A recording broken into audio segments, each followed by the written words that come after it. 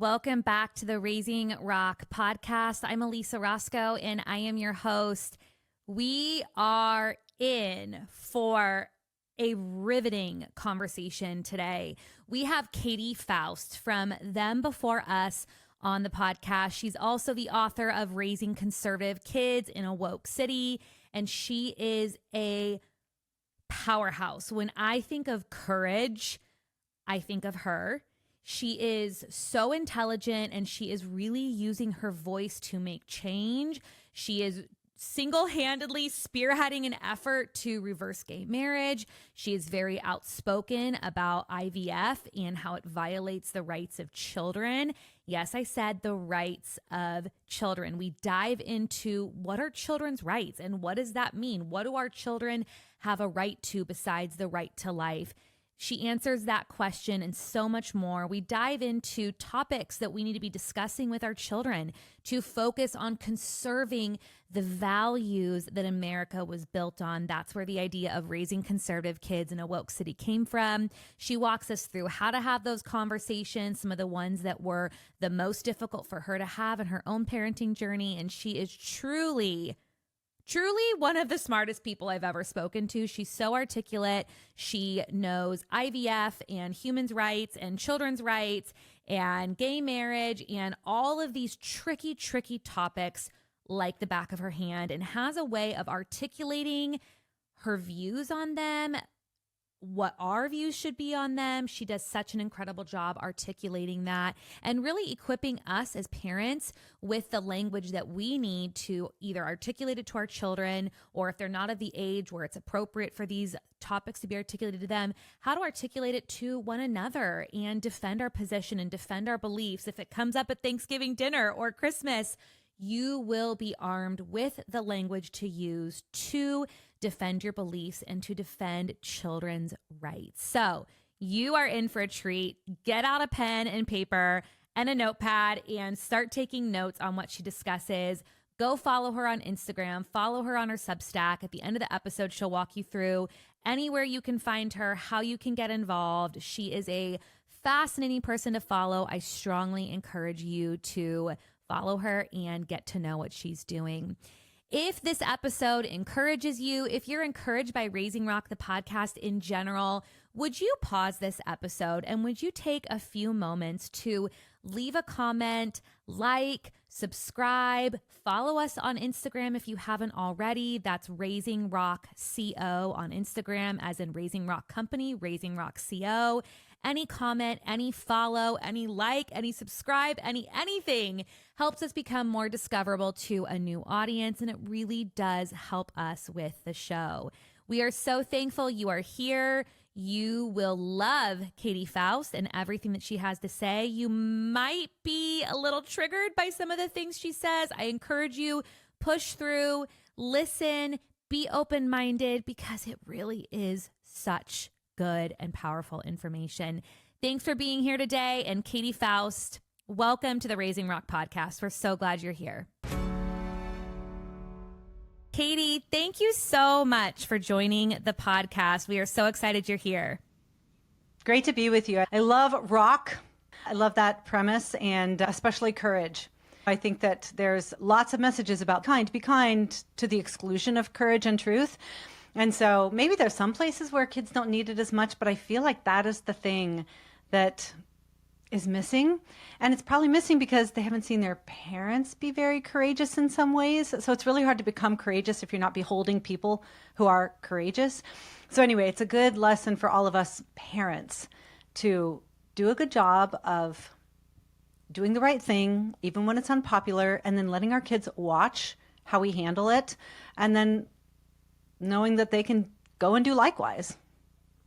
Absolutely. I'm so thankful you brought that up. Yes, it is hard to be courageous. And something that I talk about often is, hey, we want to instill these values in our kids. These character traits matter. But if we don't first have them, our children aren't going to take us seriously if we're trying to model those behaviors for them. So I think you bring up a really great point. You are certainly a model of courage. When I think of courage in culture, I think of someone like you are it. Talk to us a little bit about Them Before Us and what you're doing and how courage has shaped your life and your platform?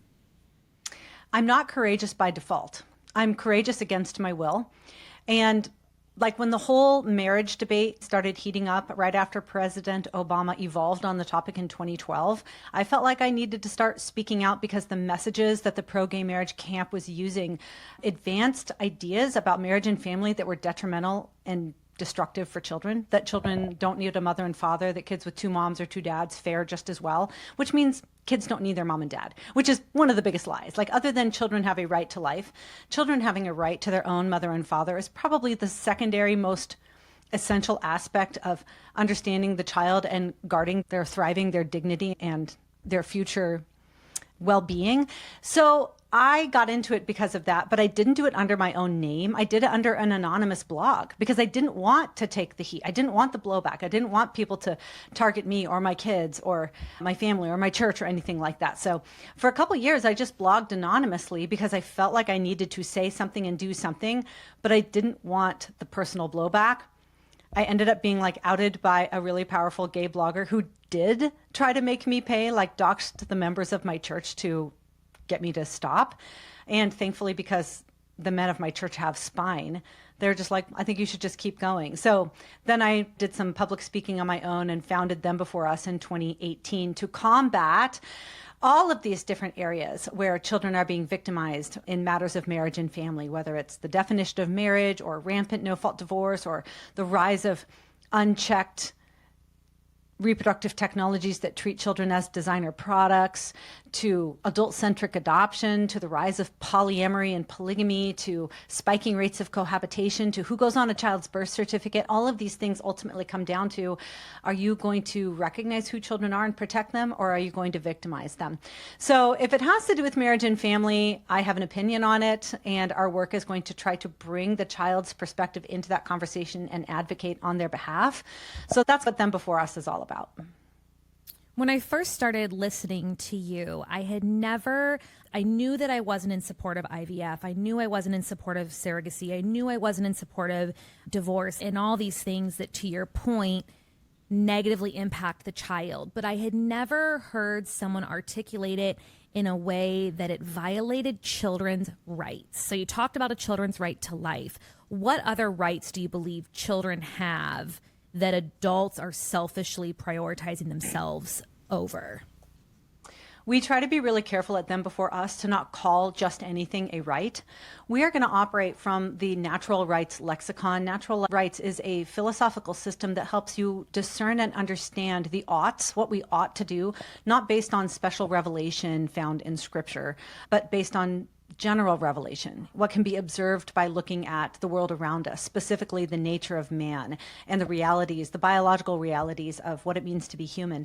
So based on that philosophical system, obviously we have a right to life. This, by the way, is the reason why our founders arrived at the Bill of Rights. You have these specific rights endowed by your creator, and then it should be protected by government. It's not granted by government. So when we talk about children's rights, we're not just talking about something that anybody really wants, which you'll find that especially in matters of marriage and family, anything an adult really wants, they will conveniently frame as a right, like a right to choose or a right to marry or a right to parenthood or even a right to government-funded birth control. There's all kinds of non-rights that are still very important, but that are not natural rights. And so we just feel like it's really important to say what is and is not a natural. And in our first book, Them Before Us, my co-author Stacey Manning and I outlined the 3 rules that make it a right test so that you can know whether or not something actually is a natural. And those 3 criteria are: it exists pre-government. The government didn't give it to you. They're there to protect it. Nobody has to provide it for you. If you have to go to 12 years of medical school to be able to afford the kind of care that you need, you don't have a right to that care. And number 3, everybody has it in equal measure. It doesn't vary in degrees like a GED or a PhD. Education is not a right. According to that definition, children have a right to life. It exists pre-government. No one has to provide it for you, and everyone gets the same amount. And children have a right to their mother and father. It exists pre-government. If you exist, your parents also exist. Nobody has to provide them for you, and everybody has the same amount, exactly two. So you can debate about other kinds of natural rights that children have. I think because of the nature of the threats coming against children, we actually do need to develop a new list of defenses of natural rights for children. Things like they have a right to an intact, unmedicalized body by the time they get to be 18. They have a right to innocence, to have their innocence protected rather than stolen through pornography that is being channeled directly into their pockets via cell phones, or protection from sexually explicit material given to them by their third grade librarian. Children do have fundamental natural rights. Strangely, we're in this place where we're going to have to defend and articulate those in ways that previous generations have not, because our culture, the progressive ideology, has gone so far. And unfortunately, they target our kids with most of it. So much there. I am at a loss of where to go because you bring up so much. I love that you called out a children's right to innocence. I care so much about what my children are exposed to. I'm vigilant, which is part of the reason I've been so enamored with your content and your book, which we're going to cover here in a second, Raising Conservative Kids in a Woke City. Their innocence is so important to me. And our culture doesn't seem to care. I did a reel a couple days ago. I was watching the Dodger-Brewer playoff game with my children, and this wasn't pornographic, but there was an HBO Max commercial on called Face Your Demons, and demonic images were on the screen during a baseball game. I'm like, where have our standards gone to protect our children? It's not like we were watching HBO. We were watching a baseball game. It blows my mind that people don't prioritize the innocence of children anymore. How far our society has gone downhill. And it's not even that they don't prioritize it. They actually see it as their duty to undo that innocence. Like that innocence, it gets in the way of what adults want from children. It's like there's an adult benefit to children being sexualized at an early age or desensitized to adult-themed content at an early age. It is good for the adults or the industry or the predators, or as used as a wedge to separate parents from their children through school counselors or radical teachers. It is an indoctrination tool, right, to separate children from their parents by introducing adult-themed material outside of the parent-child relationship. And so it's very purposeful. And in fact, they would see that this is actually a critical theory strand, right? Critical theory just pits one group against another, always deems one group as oppressed and one as oppressor. So there's actually a critical theory as relates to parents and children, where the parents are the oppressors and the children are the oppressed. And working to wrest children from the control of their parents is seen as this act of liberation. In that sense, like targeting children by destroying their innocence and actually having a separate adult that is not their parents introduce that content to them, in some spheres of academia is considered a form of liberation. So it's good to target children. It's good to get these disturbing themes in front of them sooner rather than later and circumvent the parent in doing it. So it's not just where have our standards gone, we're not protecting kids. There's actually forces that are targeting kids. Drag queens are not going to nursing homes to read to children. They're going to libraries during toddler reading hour, like for a reason. So even if they're not consciously going, oh, this is a thread of critical theory, it all has the same outcome, which is corrupt children's innocence, specifically to have them latch onto adults who are not their parents, who can then give them further grooming and indoctrination into this subject. Unbelievable. We are in California, and so all over the news, Instagram right now is AB 495.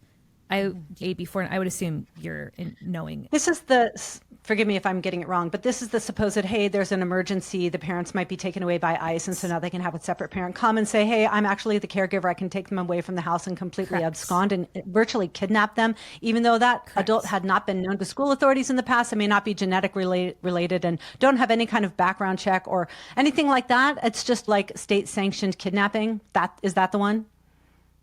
Bingo, you hit the nail on the head and described it perfectly well.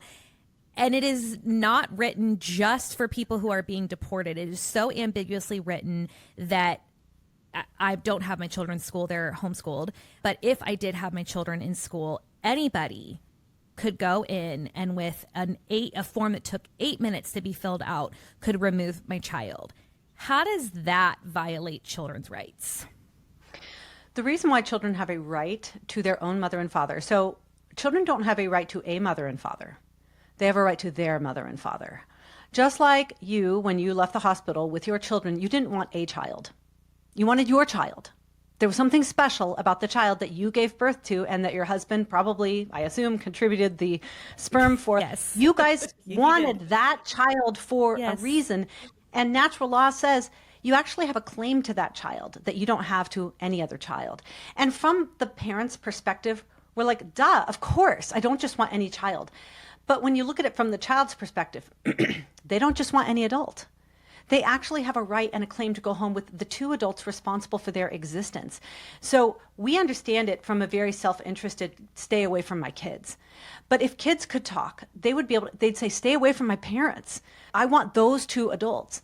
So the reason why there is a pre-political right to your own children to direct their education, their care, and their upbringing, there's actually sociological support for this. And that is because you, the mom and dad, are statistically the most connected to, invested in, and protective of your child. There's a benefit you are going to bring to your children that no other adult, no state-assigned adult, right? No adult who has contracted that baby to be created through surrogacy, no adult that fills out the eight-minute paperwork to abscond with them.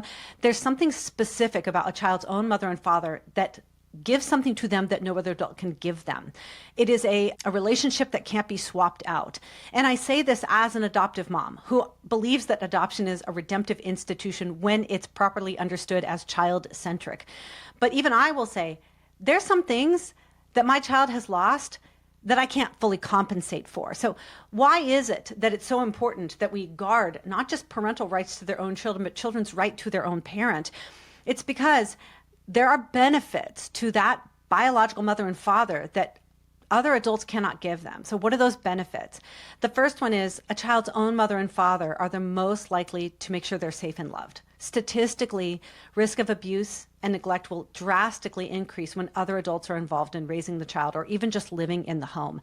That is why adoptive parents like me have to undergo months of screening and vetting and background checks. Number two, if a child is raised by their own mother and father, they have access to their biological identity. It is very easy for a child to answer the question, who am I? When they can easily answer the question, whose am I? Like, we get a lot of information about our identity by being connected to our own mom and dad. And adoptees and sperm donor, egg donor conceived children very often struggle with their identity. Interestingly, sperm and egg donor kids much more so than adoptees. So there is this component of identity consolidation that is facilitated when you're raised in your natural family. And the third is, if children are being raised by their mother and their father, the two people responsible for their existence, they get the perfect gender balance in the home 100% of the time. They get the masculine love and the feminine love that maximizes child development. And two women just don't do the same thing for a child. Two men are never going to be able to develop the child's fine motor skills the way that a mother does. Two men don't have the same kind of responsiveness to an infant cry that a female parent does. So there are benefits to guarding the nuclear family, especially from the child's perspective. That is so far the best recipe that humanity has discovered to figure out how to really lead children to the place where they're safe, loved, developmentally intact in terms of an identity, solid and secure, and to the point where they can thrive later on in life. So how ridiculous to think that someone can sign a piece of paper and say, I am now going to co-opt this child, even though I can offer that kid none of the benefits. In the extreme case, maybe safety if the biological parents are abusive, but we've got an entire system in this country to intervene in those extreme cases. And sometimes it's still hard to wrest the child away from abusive biological parents. So whenever possible, we have to respect that natural bond between parent and child. And we put children in grievous, dangerous situations when we disregard it. Absolutely. We're seeing a lot in the news about Trump and IVF and all these changes that are going to be happening with insurance. And I think I had hoped that he'd forgotten about that promise. I'm like, we're a year in, maybe he forgot.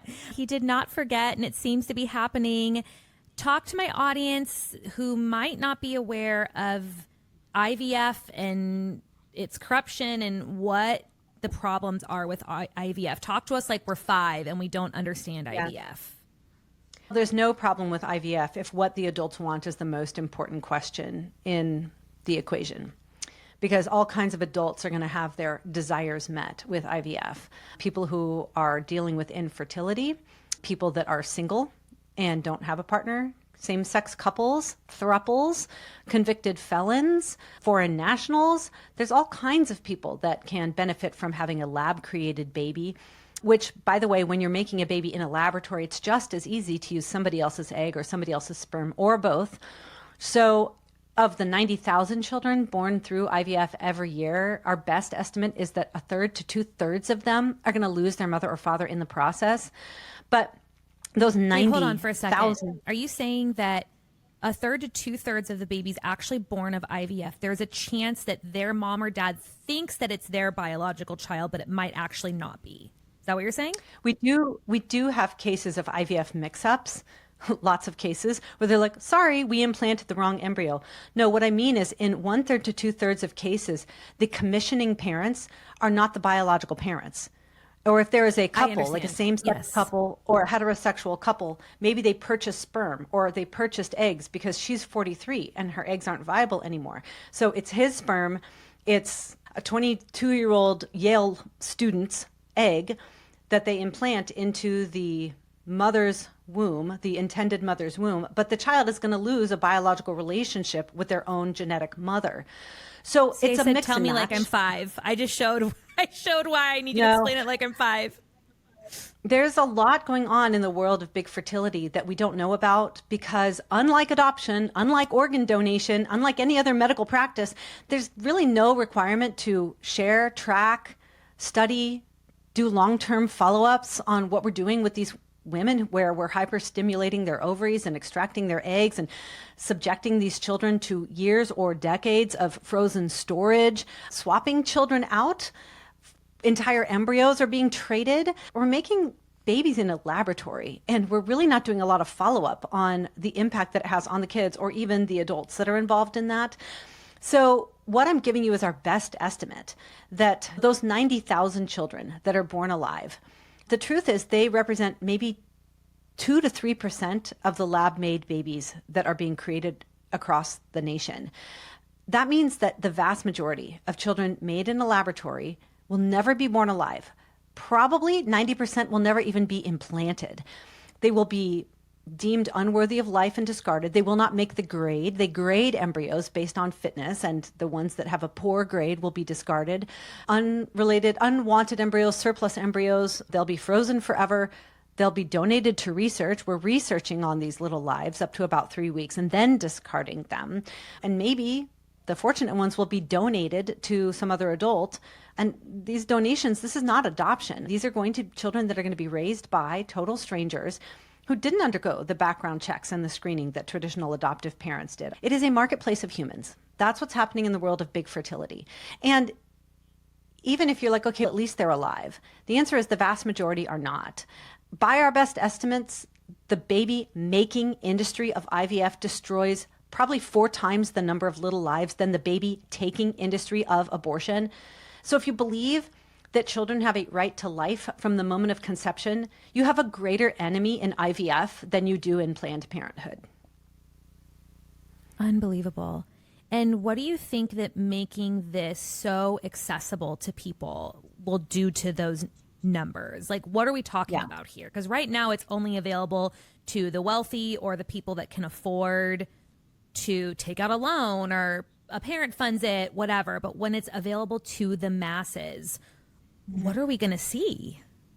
Yeah, just more human rights abuses. What you incentivize, you get more of, and that's what the Trump administration did. They didn't have a mandate, which was good, but they're working to make a lot of these drugs cheaper and more accessible, which means it will be easier to mass produce little lives, screen them out, destroy them, freeze them forever, trade them, and donate them to research. Making the process cheaper just means more lives are going to be lost and abused in the process. You've done such a good job of educating your audience and other people's audiences about IVF being a crisis, not because there's groups of people that are just desperate to have a baby and they want to do it. They want to do IVF, but they'll do it the right way. They'll implant all the embryos that are made. They're going to do it all the right way.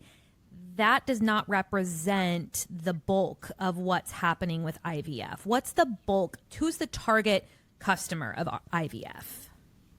Big fertility gets a lot of mileage off of you thinking this is just about your sister-in-law who can't have a child, able to create the baby that she desperately wants, and it's going to be her egg and his sperm, and this is their only way to have a child. And that definitely happens. That's a true scenario. For some people, this might be the only chance they have to have a child. It's much more likely that they have undiagnosed infertility issues that could be resolved if they went to a doctor that identified and healed that underlying cause. There's a whole school of medicine called restorative reproductive medicine that actually diagnoses the conditions that are leading to infertility and heals them themselves so the couple can get pregnant on their own. That's not a very lucrative option, and so you're not going to hear it from your medical doctor a lot of the time. But that scenario, that sympathetic scenario, is something that I think a lot of us understand because we know those people. We want them to be parents. They would be wonderful mothers and fathers. But the truth is, once you take reproduction out of the marital embrace, you get everything. You get everything.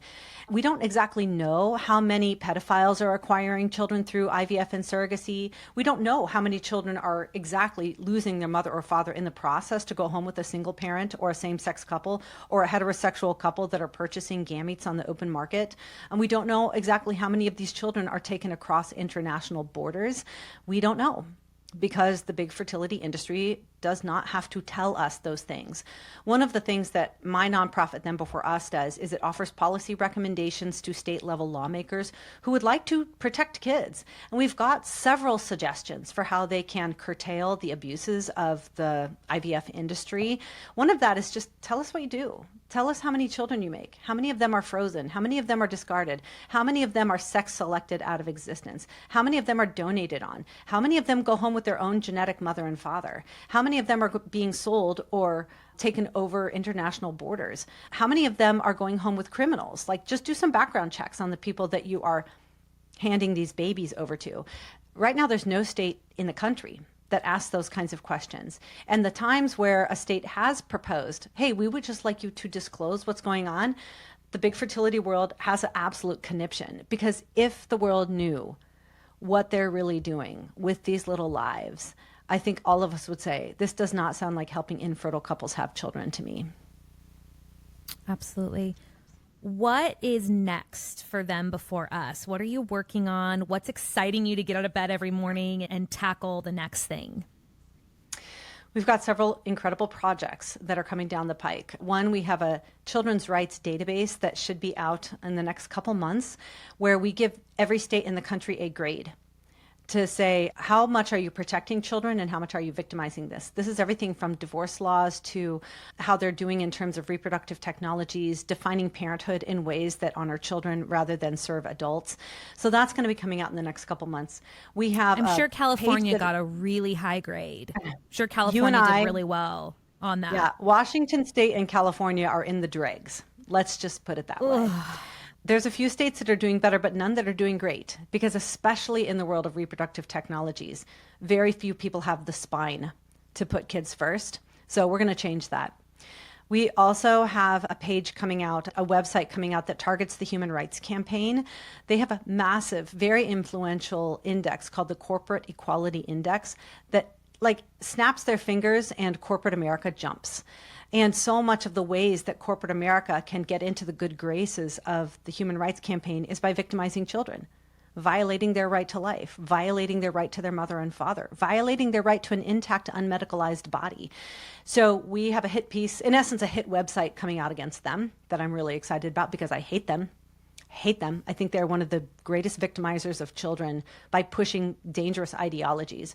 And I would like them to come toppling down and never to emerge from the dustbin of history again. Just my personal thoughts. We have a documentary that we are co-producing with Focus on the Family that is going to slay. It's so good. And it's going to be out next summer or fall. The big thing I'm working on right now is we are spearheading a coalition to challenge gay marriage and to retake marriage on behalf of children. Gay marriage has victimized children. It has absolutely overhauled our nation's parenthood laws and, in essence, rendered children as functional accessories to be acquired by any adult who has the money and means to contract for them. It is directly connected to gay marriage. You do not get you do not get this kind of child commodification without gay marriage. Amazingly, we've got this national coalition of every major national conservative organization and most conservative media platforms as well, working together to say, you can't have it. You can't have marriage. It's for kids. How does one even begin to overturn something that this would be country altering, life changing for our children and this next generation? How does one even start that? You need a judicial strategy that changes the question before the courts, away from should gay marriage be legal to do children have a right to their mother and father? We make them answer a different question. Number two, we change public opinion. We make sure that everybody understands that natural marriage is plan A for child protection, and gay marriage in 100% of cases where it's been legalized across the world leads to child victimization. And number three, you turn the church into a child-centric fighting force and make sure that Christians, Protestant and Catholic, understands that not only do they need to believe what the church teaches or what the Bible says, but they need to be vocal about it, because the only alternative is child victimization.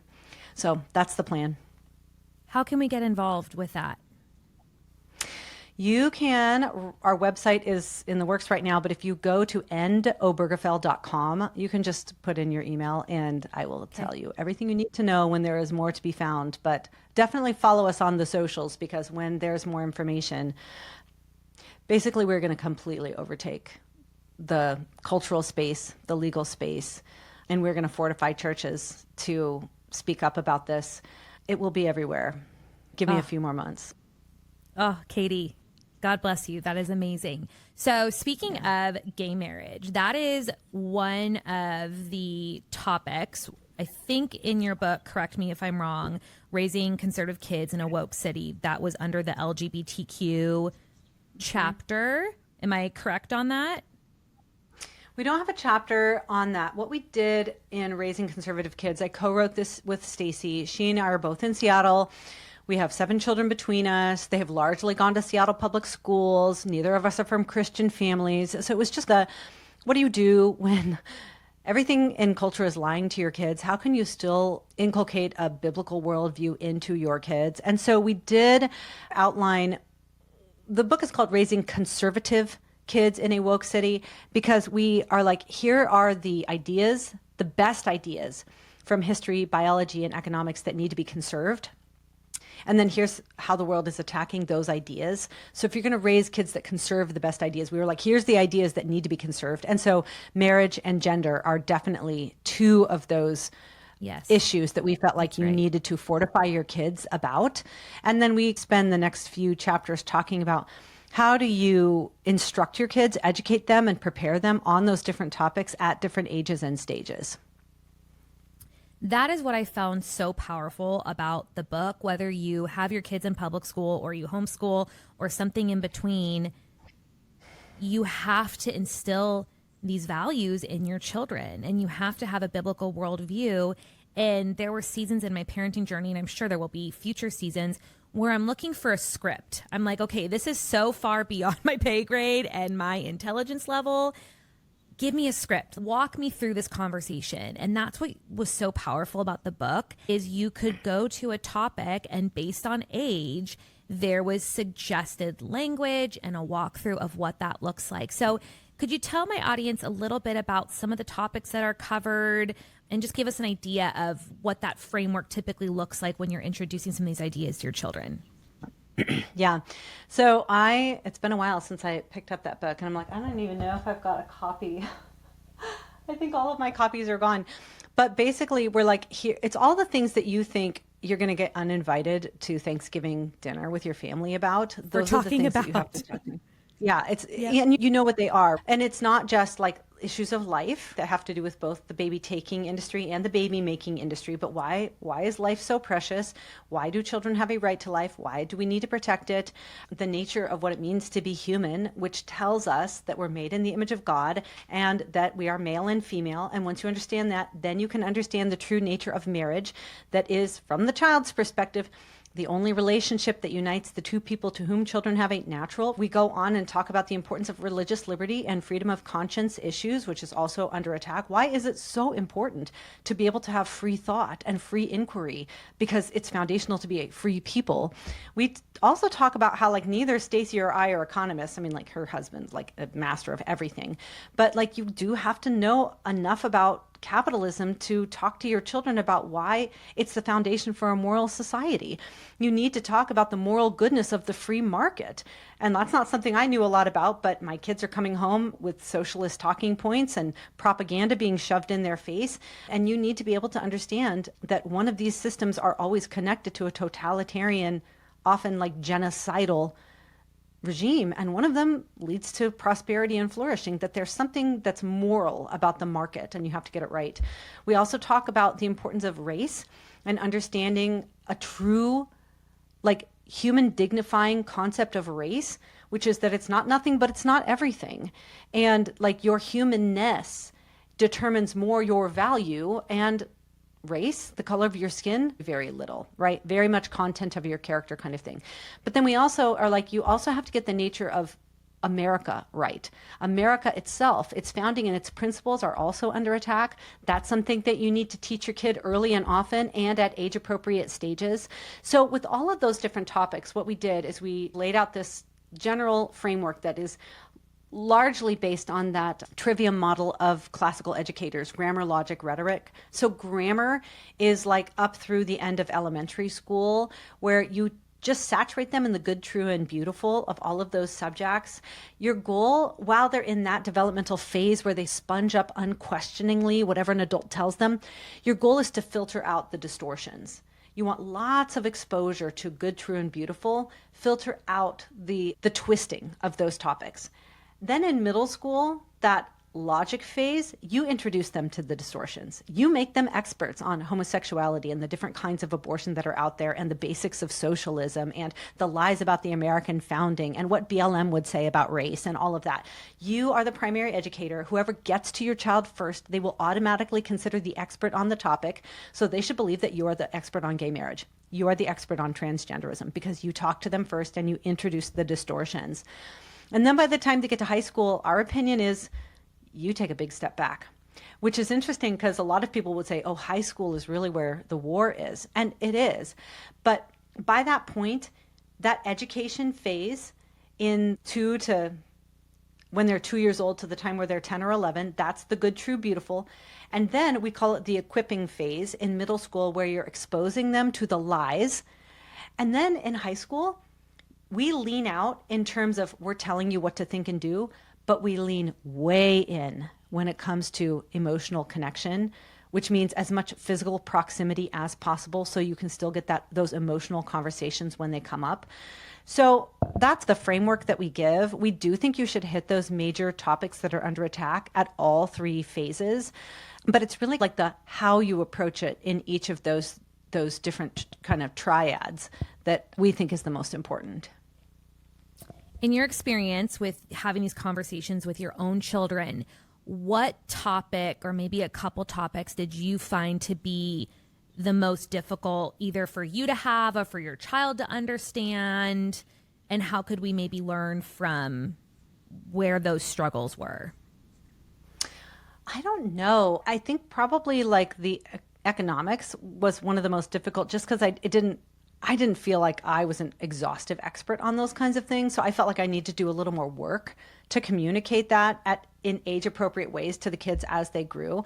But it's really interesting because when my oldest was going into 6th grade, nobody was talking about transgenderism. It was all gay marriage. So that is where we really had to push to equip.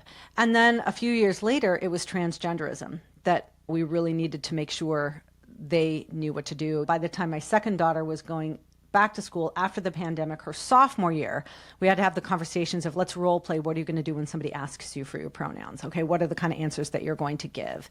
Now it's back to life issues. I think after Dobbs fell, like now pro-life issues are a big deal. I know that my third child has had to make a couple difficult, Stacy's too, had to make the difficult decision of not standing during the Black national anthem at a few of their assemblies, because they're like, there is no Black national anthem. There is one anthem. It is for all Americans. And taking the heat for that. My kids have lost friendships over refusing to go along with different conversations or trending topics, Free Palestine kind of related things even recently.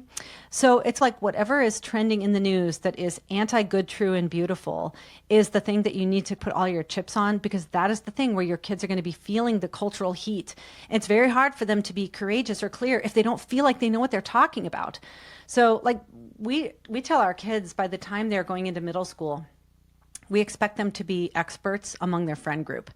They may not know enough to challenge their teacher or refute a teacher, but their friends should see them as an authority on the topic. Oh, Josh knows a lot more about abortion than I do. Or, oh, Michaela, she's a master when it comes to all those questions about dads and moms. Or Benjamin is, he'll just argue.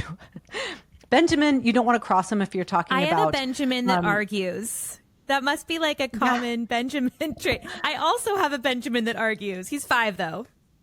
Oh, you've got only good things ahead of you. Last year, he was at a public school where they said, we just want to let you know that we are not going to be saying Merry Christmas.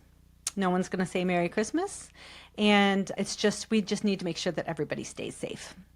And Ben goes, that's a violation of my First Amendment. And she goes, sometimes we can make special accommodations around those kinds of topics if it's a concern about safety. And Ben said, nope, you can't. This isn't something that you have the right to change or limit. And she goes, that's just the rules that the school is making. And he came home and he talked to me and I said, we will destroy them.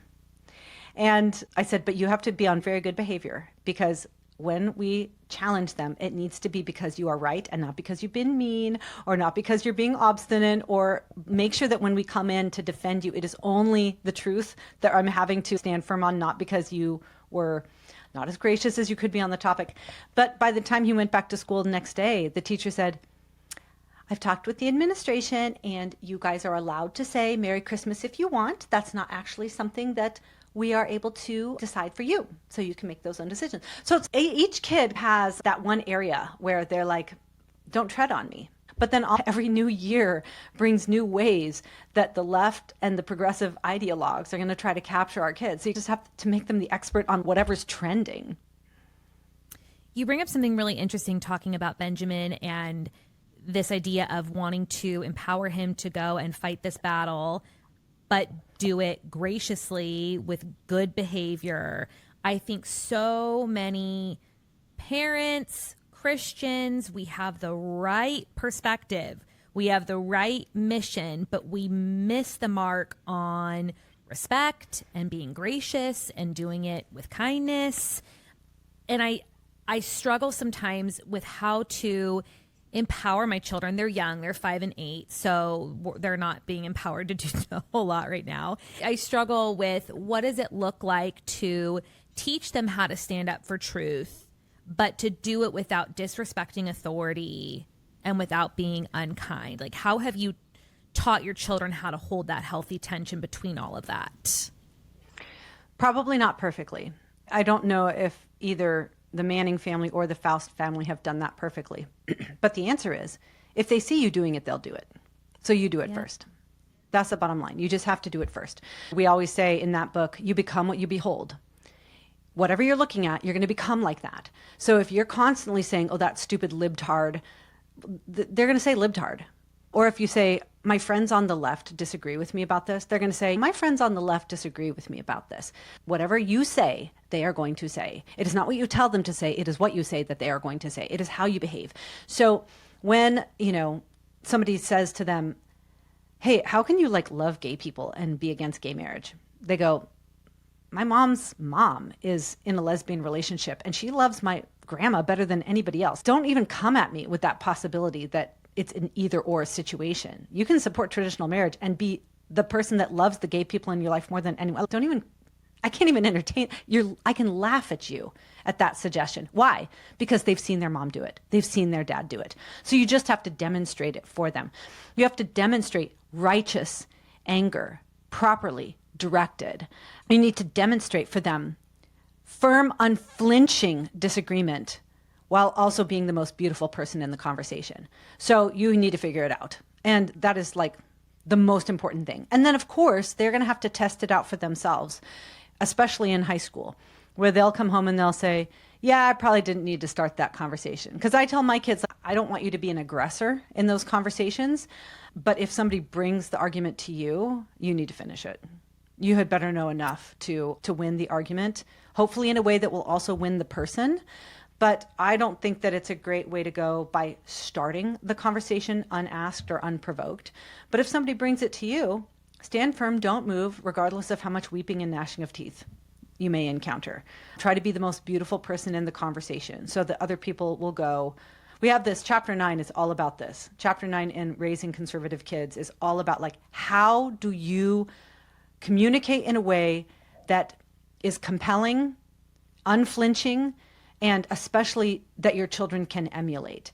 Because there's definitely pitfalls to doing this wrong. Pitfalls in terms of actually making your kid doubt the power of your argument, but then also tanking them and their own credibility if they model something that ends up being poisonous.